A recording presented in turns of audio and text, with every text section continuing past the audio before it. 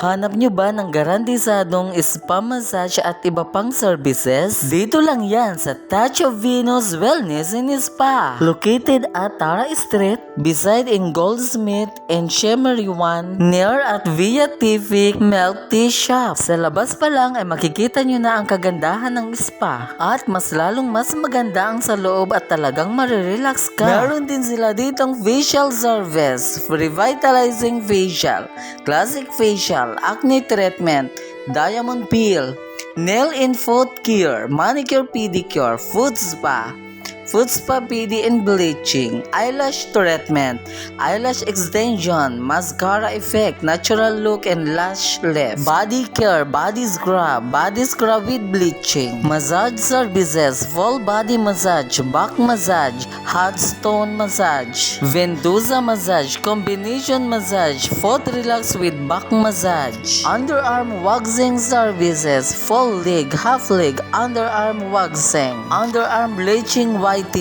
threading, and nail gel. And also available, we accept spa party package, relaxing spa treat, Venus pampering, classic indulgence, wellness getaway, Catins rolls, Ira Maze treat, Norm stay young treat, total spa package, hairless treat, couple package, friendship package, at marami pang iba. Kaya ano pang hinihintay nyo? Tara na at magpaganda at magpa-relax na. Dito lang yan sa Touch of Venus Wellness and Spa. Siguradong mapapawaw kayo sa ganda ng handle ng mga therapist nila. Magagaling at mababait ang mga therapist nila dito. Kaya ano pang hinihintay nyo? Tara na, kasama ang buong pamilya at ang buong barkada. At talaga namang magaganda ang massage room nila. Siguradong marirelax kayo dahil napaka-ganda ng ambience nila. Kaya ano pang hinihintay nyo? Tara na at magpa-relax na at magpa-body massage na. Talagang marirelax kayo sa instrumental music nila. At talagang matatanggal ang pagod nyo at saka makakatulog din kayo ng mabuti dahil sa ganda ng hagod ng mga therapist nila. Kaya ano pang hinihintay nyo? Tara na at magpamassage na. Mura na at garantisado ang mga services nila. Talagang mapapawaw kayo sa ganda. Tara na at magpamassage na dito sa